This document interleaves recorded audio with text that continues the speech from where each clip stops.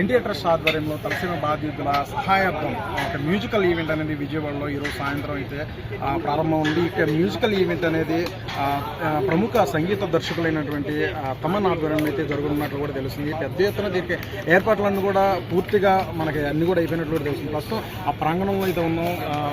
Indira Gandhi municipal stadium ఏర్పాట్లన్నీ దాదాపు ఈరోజు సాయంత్రం 6 గంటల నుంచి 11 గంటల వరకు కూడా జరుగుతుంది. ఈ యొక్క కార్యక్రమానికి ఇటు చీఫ్ గెస్ట్గా ముఖ్యమంత్రి చంద్రబాబు నాయుడు అలాగే డిప్యూటీ సీఎం అయినటువంటి పవన్ కళ్యాణ్ కూడా వస్తున్న నేపథ్యం అనేది తెలుస్తుంది. దీనికి సంబంధించి ఇప్పటికే జిల్లా కలెక్టర్ లక్ష్మీషా ఇప్పటికే ఇంతకుముందే వచ్చి మొత్తం కూడా భద్రతా ఏర్పాట్లు బట్టి అన్ని కూడా పరిశీలించినట్టు కూడా తెలుస్తుంది.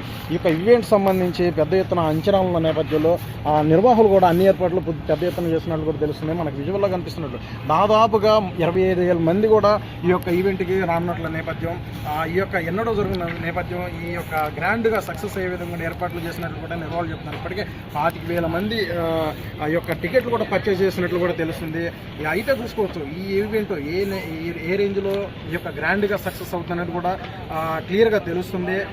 2011 జరిగిన అప్పట్లో గ్రాండ్గా జరిగిన ఎన్టీఆర్ ట్రస్ట్ ఆధ్వర్యంలో జరిగిన ఏదైతే ఉందో కార్యక్రమం, సేవా కార్యక్రమం, ఆ తర్వాత ఎన్టీఆర్ ట్రస్ట్ ఆధ్వర్యంలో ఈరోజు కూటమి ప్రభుత్వంలో అత్యంత గ్రాండ్గా ఈ యొక్క మ్యూజికల్ నైట్ అనేది కూడా జరుగుతుంది.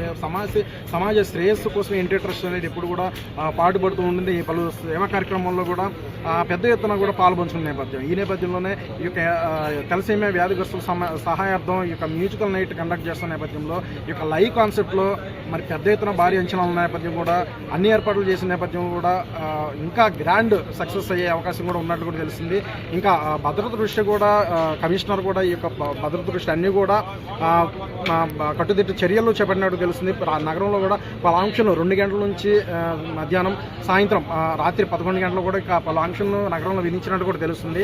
ఈ యొక్క ఈవెంట్కి పెద్ద ఎత్తున అందరూ వచ్చిన నేపథ్యంలో ఇటు పలు సేవ కార్యక్రమాలు ఇక్కడితో అంటే గతం నుండి చేసుకొస్తున్న ఎన్టీఆర్ ట్రస్ట్ ఆధ్వర్యంలో సేవ కార్యక్రమాలు ఇదే కాదు, దీని తర్వాత ఇంకా అంచనాలకు మించి కూడా సేవ కార్యక్రమాలు ఎన్టీఆర్ ట్రస్ట్ ద్వారా కూడా చేస్తామంటూ కూడా మరి నిర్వాహకులు చెప్తున్న పరిస్థితి అయితే ఉంది.